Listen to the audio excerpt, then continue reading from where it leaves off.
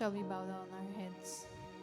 And Father God, you are so good, and Lord, we cast all our cares on you. Father, as we are going to listen to your word this evening, Lord, we lay every burden down at your feet, Lord. We lay every distraction down at your feet, Lord, that we will be focused on your word alone this evening. Father, open our hearts, our minds, and wisdom, knowledge, and understanding that comes from you be upon us. In Jesus' name. God, Holy Spirit, you are our great teacher. In Jesus' name we pray. Amen. So, good evening once again. Mayang gabi. And this evening is Divine Healing Night Service. So, I am going to share to you about one of the names of our God, Jehovah Rapha. But we will focus on restoration. We know that God is our healer, as it is spoken in His name, Jehovah Rapha. But God is the one also who restores. So si Pastor no na siya'y class, so I am once again speaking on his behalf. So please bear with me. I will try to really speak slow kay dali na lang ko hingalon and dili na ko makatindog-dugay. I will try to be clear and concise. Kay kasakit ako ang tiyan, but I know God will be with me, and praise be to God. So our scripture this evening is found in Exodus chapter 15 verses 22 to 26, as read by Brother Ezekiel a while ago. I would like to read it once again. Exodus chapter 15, verses 22 to 26. So Moses brought Israel from the Red Sea, and they went out into the wilderness of Shur. And they went 3 days in the wilderness and found no water. And when they came to Marah, they could not drink of the waters of Marah, for they were bitter. Therefore, the name of it was called Marah. And the people murmured against Moses, saying, "What shall we drink?" And he cried unto the Lord. The Lord showed him a tree, which he had cast into the waters. The waters were made sweet. There he made for them a statute and an ordinance, and there he proved them, and said, "If thou wilt diligently hearken to the voice of the Lord thy God, and wilt do that which is right in his sight, and wilt give ear to his commandments, and keep all his statutes, I will put none of these diseases upon thee, which I have brought upon the Egyptians. For I am the Lord that healeth thee." Here we can see the Jehovah Rapha manifesting in the scripture. For I am the Lord that healeth thee. What is the meaning of Rapha? Aside sa God our healer. Rapha, the word itself, Rapha, it means to mend. Mend in a way na stitching, kanang stitching ba? Another meaning of Rapha is to cure. Another is to heal. Kanang bang like a physician, to heal. And to repair or restore thoroughly, to make whole. So that is the meaning of Rapha. Daghan di I know, not dili lang siya our healer, but he also mends, he also repair, he also restores. So if we look at the 1 Kings chapter 18 verse 30, 1 Kings chapter 18, verse 30, it says here, "And Elijah said unto all the people, Come near unto me. And the people came near unto him, and he repaired the altar of the Lord that was broken down." Here we can see that Elijah, he rafad the altar of the Lord. Gingon, he repaired, he rafad the altar of the Lord that was broken down. Nga noon sa ba nahitabo diri ngano gi-repair man niya. Remember, sa time sa Old Testament, no, si Elijah was a prophet and he called on the 450 prophets sa Mount Carmel and gi-challenge niya no na ay to choose their offering na ay duha ka bullocks, and he challenged na to call on their God. Kinsa man ang God kato sa mga prophet? God nila Ahab, si Baal. But walay nahitabo. And the reason why Elijah repaired the altar of the Lord kay gipa torn down ni Jezebel ang mga altar sa una. That's why in verse 30 we can see he restored, he repaired the altar of the Lord. In 2 Chronicles 33, verse 16, here we can see, "And he repaired the altar of the Lord," the same. He rafad the altar of the Lord, and sacrificed thereon peace offerings and thank offerings, and commanded Judah to serve the Lord God of Israel. So kinsa man ang nag-command ani? Si Manasseh. At this time no sa 2 Chronicles, if you have time later in the evening, you review the book of 2 Chronicles. So ang Rapha, most likely and most commonly used na siya, most commonly heard when we talk about physical healing, emotional healing, and spiritual healing. Common kayo na siya when we talk about Jehovah Rapha. He heals us physically, he heals us emotionally, and spiritually. When it comes to physical healing, in the book of Psalm 103 verses 2 to 3, giingon diri, "Bless the Lord, O my soul, and forget not all his benefits, who forgiveth all thine iniquities, who healeth all thy diseases, who raphas all thy diseases." Why do we need to bless the Lord? Kay siya ang nagahatag sa ato og earthly gifts, and kaning earthly gifts apil na diri ang healing, ang atong physical healing. That is why there is a need for us to bless the Lord. Kay ang gift free lang man na siya, di ba? And God gives that to us freely. Another verse, Psalm 41, verse 3, it says, "The Lord will strengthen him upon the bed of languishing. Thou wilt make all his bed in his sickness." Physical. Another verse, Jeremiah 30, verse 17.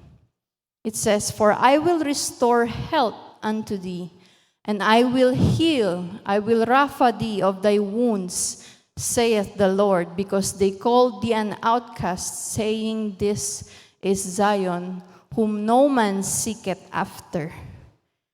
And another verse in Jeremiah 33, verse 6, "Behold, I will bring it health and cure, and I will cure them, and will reveal unto them the abundance of peace and truth."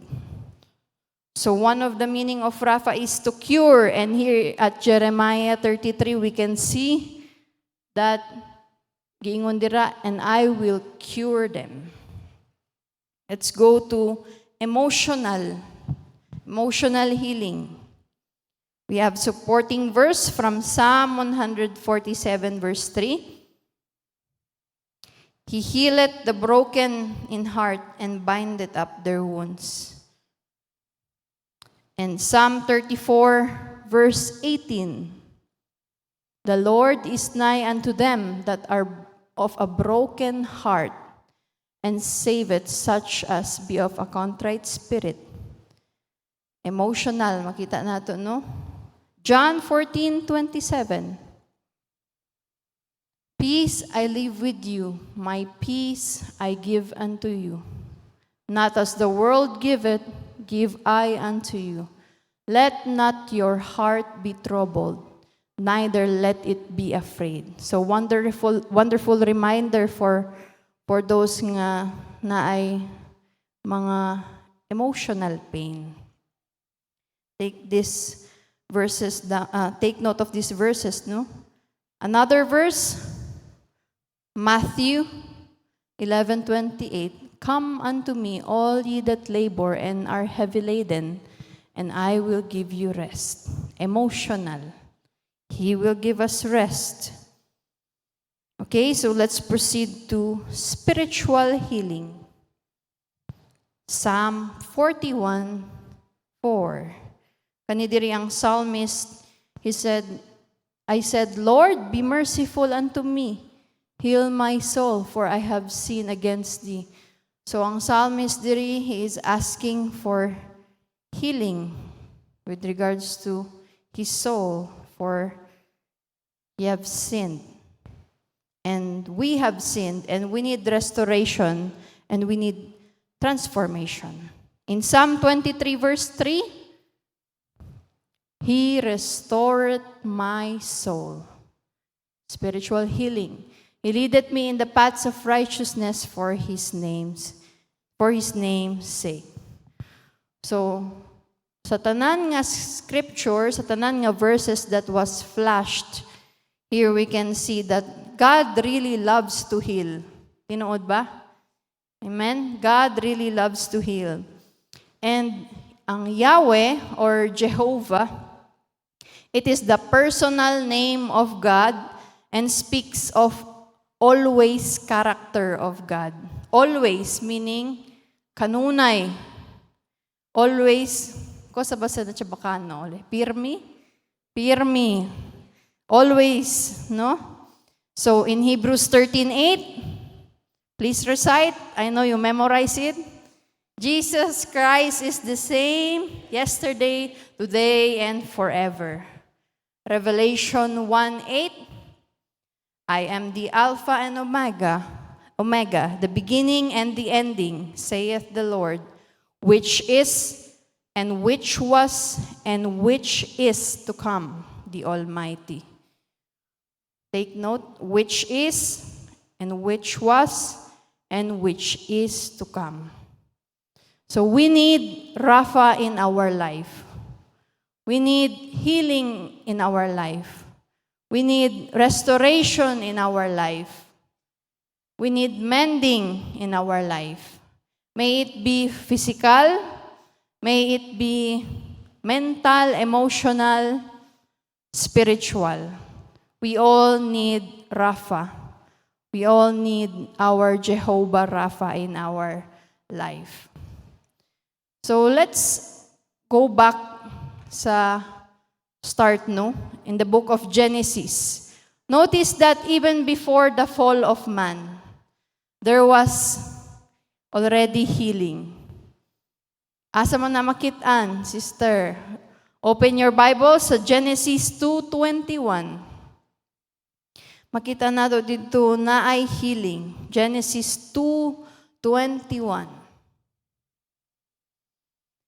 And the Lord God caused a deep sleep to fall upon Adam.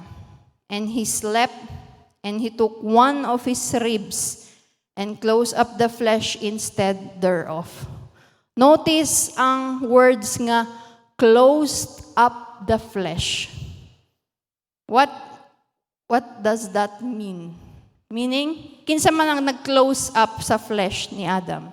Ang Ginoo. Unsa ang iyang gi-perform? Operation. Kinsa ang mga naga-perform og operation diri? Doctor.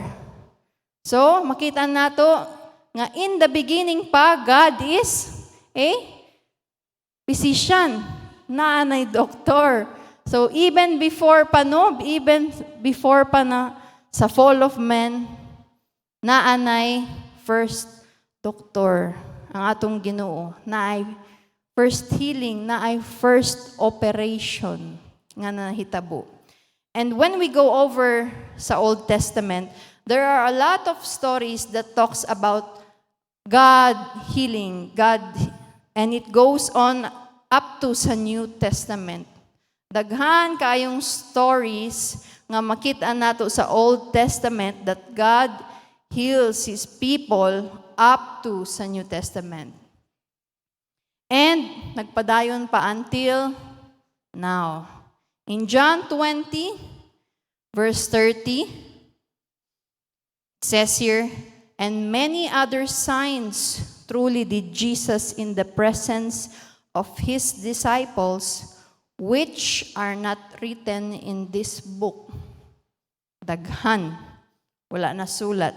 In John 21, verse 25, it says here, "And there are also many other things which Jesus did, the which if they should be written everyone, I suppose that even the world itself could not contain the books that should be written." Daghan.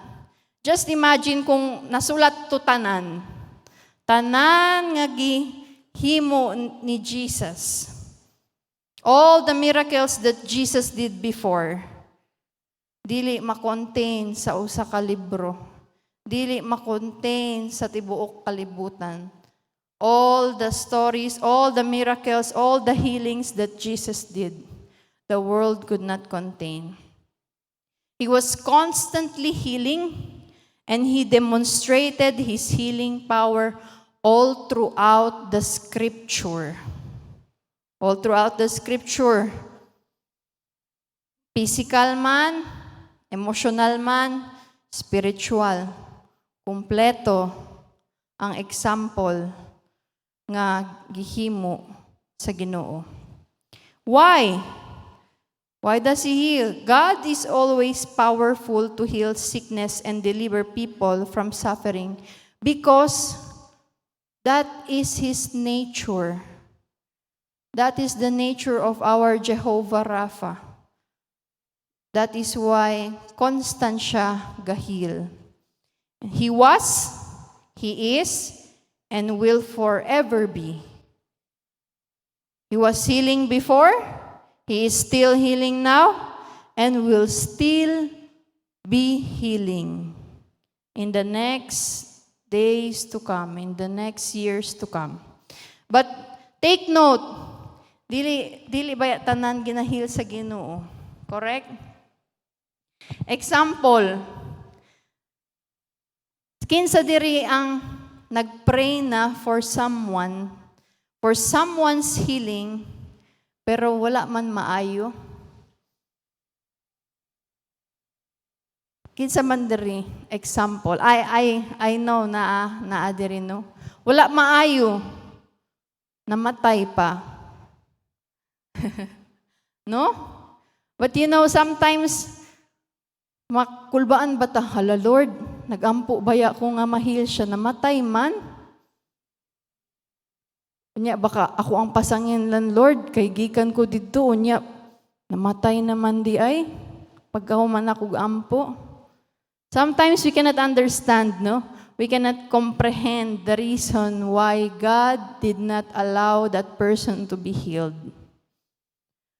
But it is always to showcase His glory.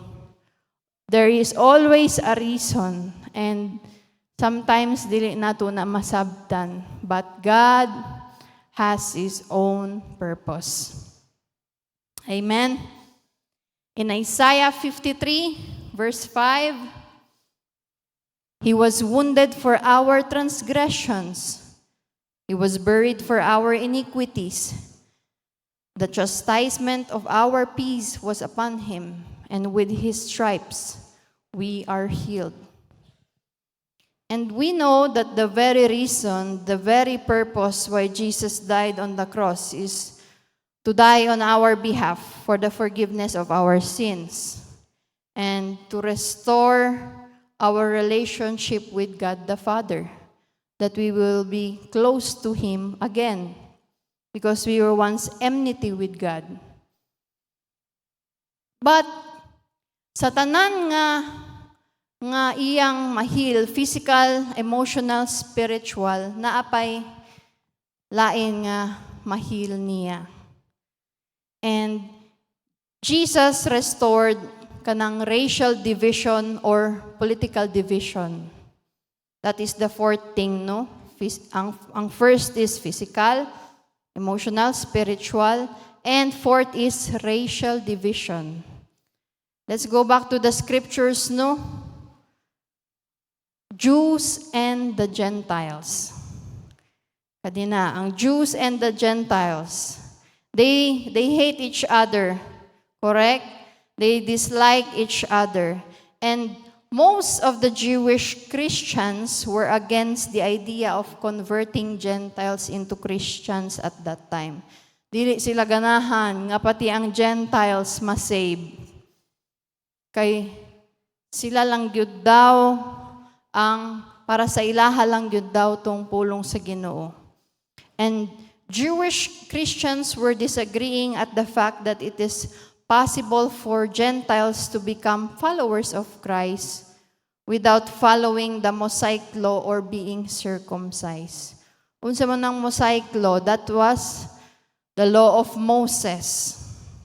Ang law of Moses consists of tuwa na ang 10 Commandments, unsa pa, ang mga ordinances, o ang mga worship practices, worship system nila before, including na tong mga priesthood, mga offerings, festivals, and katong tabernacle.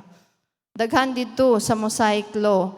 And ang Jewish Christians, they want the Gentiles nga mag-observe nga sa Mosaic law and be circumcised. Kay unfair daw para sa ilaha. And nahimo na silang it came to a point nga nahimo na silang judgmental kay nga naman they would not eat with the Gentiles before. Dili sila ganahan magkihalubilo sa Gentiles. Gentile believers na ha, dili gihapon sila ganahan. Peter at first was opposing Paul's idea of converting Gentiles until God sent Peter a vision. Kinsa naka-remember aning storya ha? It is found in Acts chapter 10. Unsa ba ning vision gi padala sa Ginoo kang Peter? So Peter had a vision of clean and unclean beasts. And then at the same time, na ay nangita sa iyaha, mga tauhan ni Cornelius. And wala pa nakasabot si Peter at first. And he went to the house of Cornelius. And take note, si Cornelius was a Gentile. Roman man na siya. And many people were there sa balay ni Cornelius. Puro mga Gentile. And Peter preached unto the people. And those Gentiles were baptized with the Holy Spirit. So, rather it was about God accepting the Gentile believer coming into the faith. So it means God extends His salvation to the Gentiles. Galatians chapter 2 verse 9.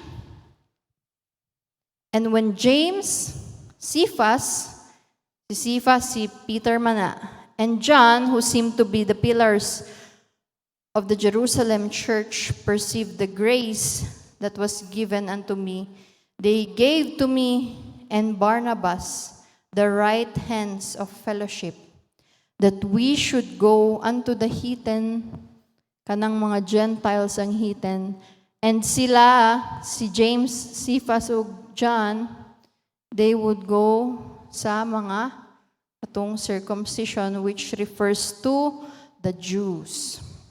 This means nga naa na sila'y agreement nga Paul had a God-given authority to preach and teach the Gentiles kato mga dili circumcised. In Galatians 5, 6 and 7, it says here, "For in Jesus Christ neither circumcision availeth anything, nor uncircumcision, but faith which worketh by love." Paul is saying in Ephesians 2:14 to 16, it says here, "For he is our peace, whom had made both one, and hath broken down the middle wall of partition between us, having abolished in his flesh the enmity, even the law of commandments contained in ordinances, for to make in himself of twain one new man, so making peace, and that he might reconcile both unto God in one body by the cross, having slain the enmity thereby." Ang buod pasabot lang diri sa verse no is that Jesus reconciled the Jews and the Gentiles. So when we say reconcile, He rafad the Jews and the Gentiles. Gireconcile niya. Galatians 3:28, "There is neither Jew nor Greek. There is neither bond nor free. There is neither male nor female, for ye are all one in Christ Jesus." So Jesus removed that barrier. Gi-remove niya ang barrier, no? Ang Ginoo baya walay paborito. Walay paborito nga nasyon or race dira. Nor he find favor in any individual because of nationality, birth, or position in life. Remember, God is no respecter of persons. Acts 10:34. God favors and accepts those from every nation who turn from sin. Those who turn from sin, God accepts those people. Those who believe in Christ and those who fear God and live righteously. Kana ang gina-accept sa Ginoo. Kung muabot ta sa langit, there will be no different denominations. Walay protestante, walay Pentecostal, walay evangelical, walay mga Baptist, o unsa pa na dira nga mga denomination. So here we can see that our God can deal with racial division, or in other term pa, political division. He restores. He rafas. He restores. In Hebrews 4:15, "For we have not an high priest which cannot be touched with the feeling of our infirmities, but was in all points tempted like as we are, yet without sin." So this verse tells us that Jesus is our high priest. Siya ang ato ang mediator with God. And si Jesus ang naay full access to the Father. And He entirely understands our reality and what we are facing. Why? Nga naman, when you are going to truly understand something, kwando ba kita ta pwede intende elun sitwasyon? Akil ta pwede kat kita man relate. Kwando ba? Kanang masabtan jud nato kung unsa jud ang kahimtang sa usa ka tawo. When? Yes, we can listen no sa mga stories and we can understand by listening to them, by hearing, but it's a different thing kung na-experience gyud nato first hand. Makarelate gyud ta. And for example, ako, kabalo ko nga sakit manganak. Kabalo lang ko sa una. Pero katong nanganak na ko kay Zachary, didto pa na ako na-realize kung unsa gyud kasakit manganak. Didto pa. Kung na-experience na nimo ang usa ka butang.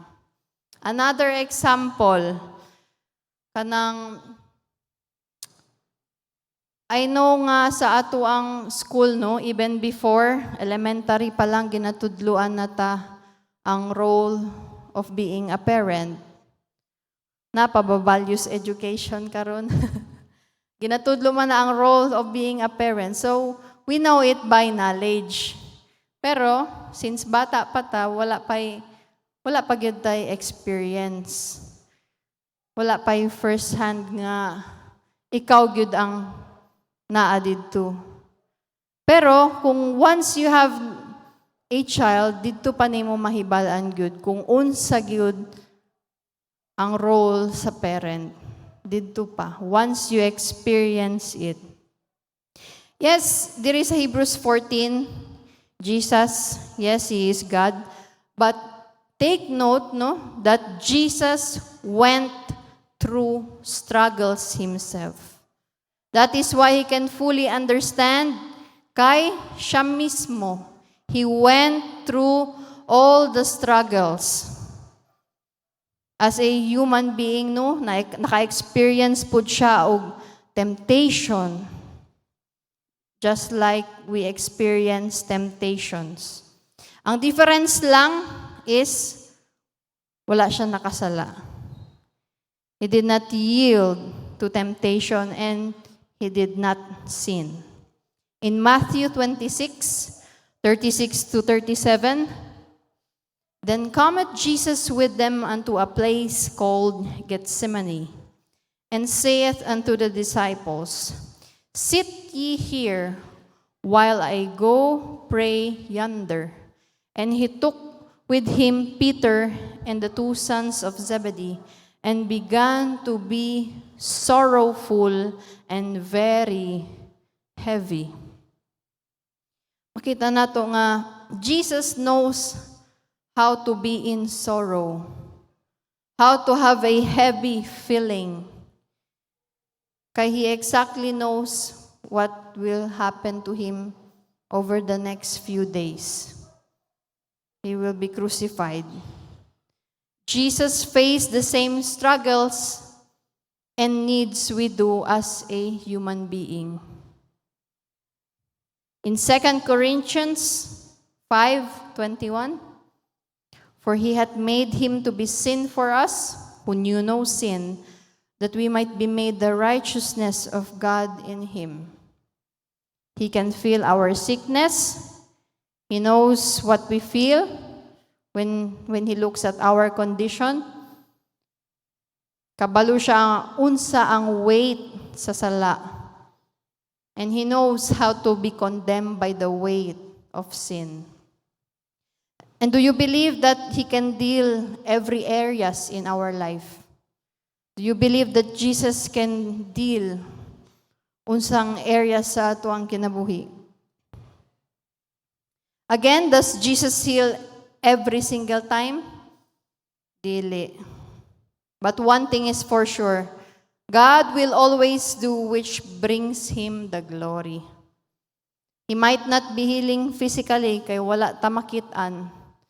Kay namatay naman, ang giampuan nato. Pero wala ta kabalo, katudi ay, spiritual siya nag-heal. And sometimes, diligid nato masabtan kung ano, but we are finite beings, and God is infinite, and we cannot comprehend His ways. God delights in healing, emotional, physical, but His primary is spiritual. Now, let's go to the scripture. Ganiya pa ko nagtindog diri, wala man ang Exodus. Kato man ang scripture. Now, let's go to Exodus chapter 15, verse 22. It says here, "So Moses brought Israel from the Red Sea, and they went out into the wilderness of Shur. And they went 3 days in the wilderness and found no water." 3 days in the wilderness. Unsa ba ng wilderness? Desert. Wala pa na culture ang field. So ang mga Israelites daw, 3 days na nagsigig nilakaw. Walay tubig. Layo na kayo ang gilakaw nila. They have gone too far in the middle of nowhere. Kay wilderness good. Wala na sila'y tubig.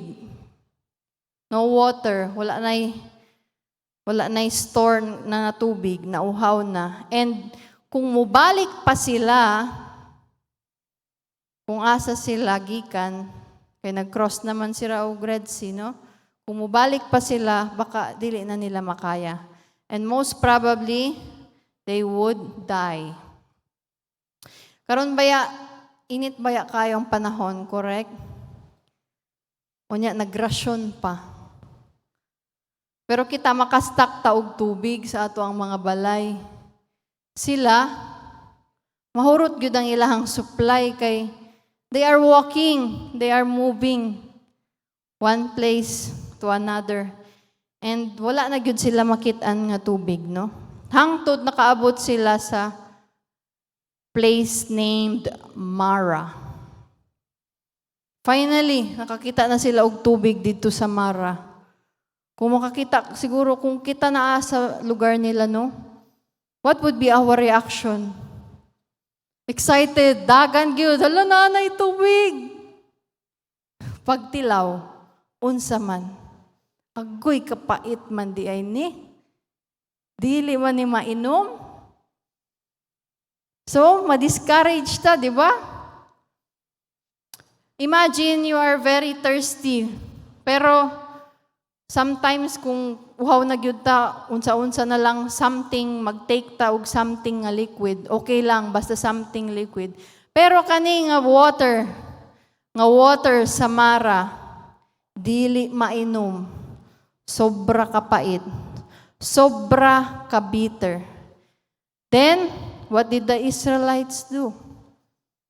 They start to murmur.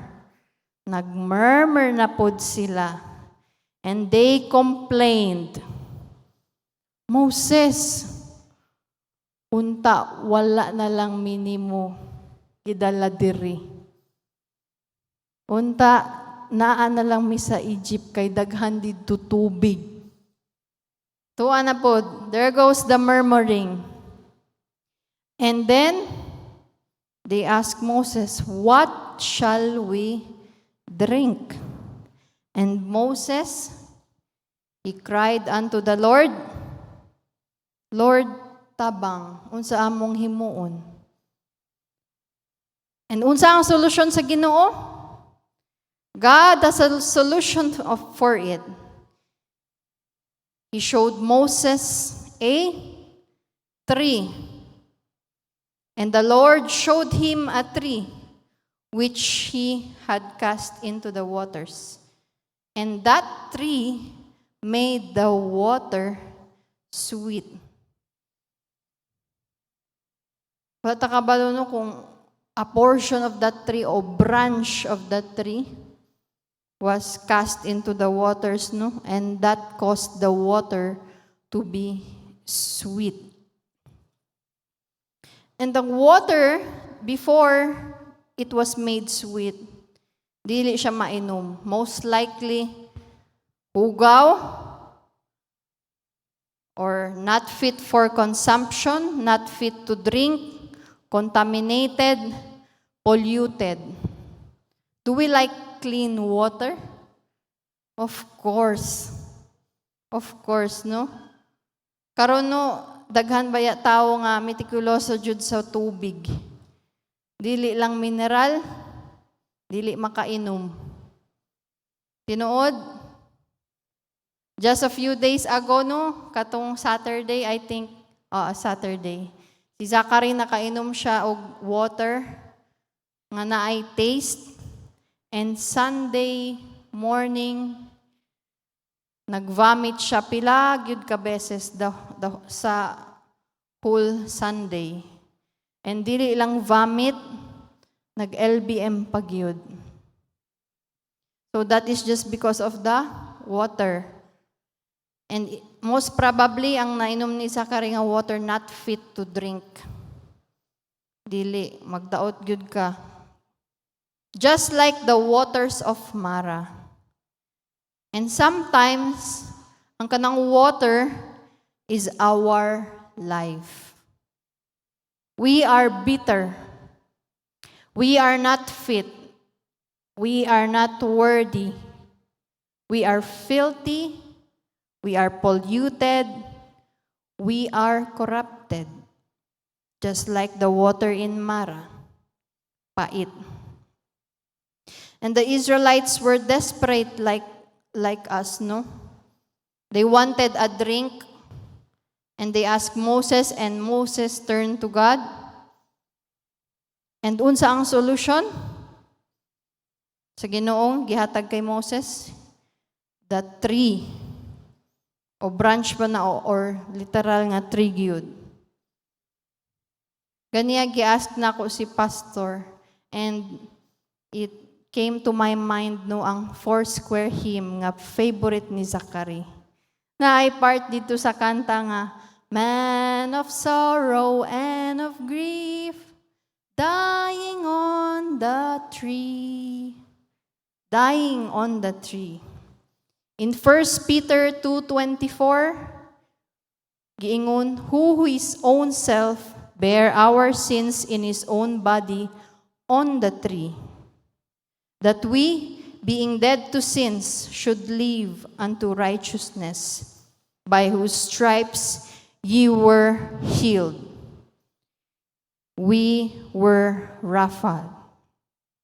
Unsa ang solution? It was the cross. The tree, the cross. Jesus, He took our sin, not just to purify us, not just to cleanse us, but to make our life sweet. And so that other people may see it. Sa verse 26, giingon sa Ginoo, if you will just listen to me diligently, hearken to the voice of the Lord thy God. If you hearken, you keep His commandments, you obey His commandments. Giingon, I will put none of these diseases upon thee. Meaning, He will put no harm on us. He will protect us. Because He is Jehovah Rapha. And His name is Jesus. Rapha is not just healing. Rapha is also protection. I will put none of these diseases upon thee. It's a form of protection. Ang importante diri nga when people look at our life, they will see the work of our God. They will see the work of our Jehovah Rapha in us. Visible ba sa ato ang kinabuhi? Nga makitan sa tao that we reflect our Lord Jesus Christ. And that is our goal, right? To be Christ-like. And the characters of Christ must reflect and must be evident sa ato ang kinabuhi. If we are not changed, kung ang makitaan lang sa tao is that we live in fear, dili ta malipayon, puro lang ta reklamo, puro lang ta murmurings, puro lang ta worrying. If we are not living like Christ, if our life has not yet changed completely, in other words, gina-declare nato that God is not our healer, that God is not, that does not restore, that God does not make us whole, that He is not Jehovah Rapha. Kung kana ang reflection sa ato ang kinabuhi, kato ang atong gina-declare. And the people would say, nga naman kumutuo sa imuha, kaya ang imuhang life, wala gani ka na bag-o. Diba? Why would they believe us if our life does not reflect characters of Christ? Our life is an image bearer of the King of Kings. Our life is an image bearer that our God is Jehovah Rapha. And people should see Jehovah Rapha in us. So that when trouble time comes, makapanguta na sila, how do you live with joy? How do you live with contentment in your life despite sa circumstances that you are facing? And sila mismo makaingon, no? Tudloy daw ko be, unsay sikreto ana, unsay sikreto ana. And that is just also the same as walking in victory, walking in joy, and walk in triumph. Before I end, no, hapit na ko mahuman. Before I end, I have a question. When the world will look at our life, when the people sees us, will they be like, wow, lain na jud siya? In a positive manner, ha? Dili ka tong lain nga in a negative manner. Will they be inspired with our life? Will they see change in our life? Okay. It's because of the way we talk, the way we act, the way we walk with our lives. It's different now. And in 2 Corinthians 5:17, Paul reminds us, therefore, if any man be in Christ, he is a new creature. All things are passed away. Behold, all things are become new. So sa tanan nga areas sa ato ang life, I hope that it is our prayer that we have a life declaring God as our Jehovah Rapha. Ako di ko ganahan nga makitaan sa tao na I do not want your God. Wala gani ka nagbag-o. I do not want that to happen. God restores. God repairs. He makes us whole. He raphas all areas in our life. Anything in your life that does not look like Jesus, ang tanan nga butang nga dili naga-reflect sa Ginoo, would you let Him heal that? Would you let Him cure? Would you let Him repair? Would you let Him restore that? Remember, He is our Jehovah Rapha. Amen? Shall we all stand?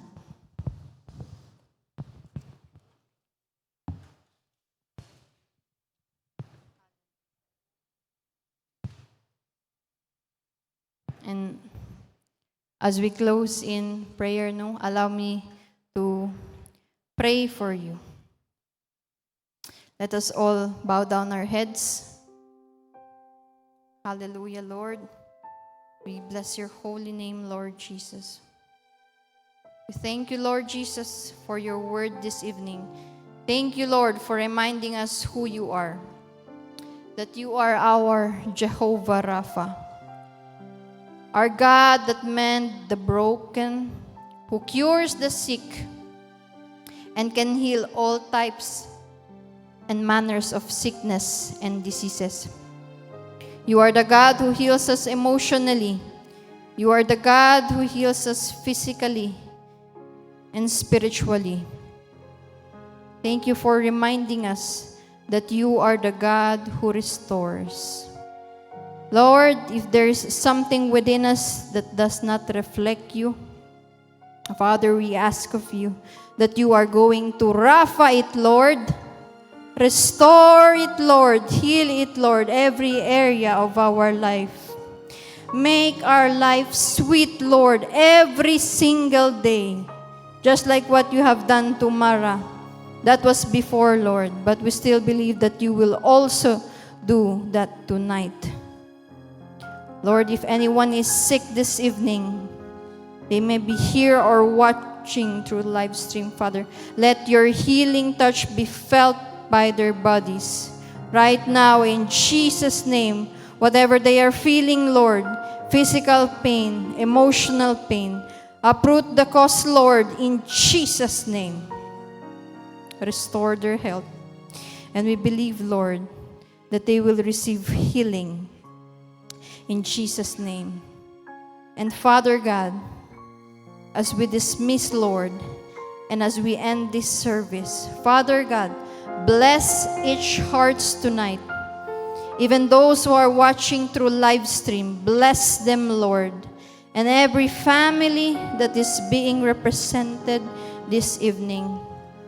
Father, praying, O God, that your word will not be void. Help us, Lord, to remember it all the days of our life. Lord, we lift your name up. We magnify your name.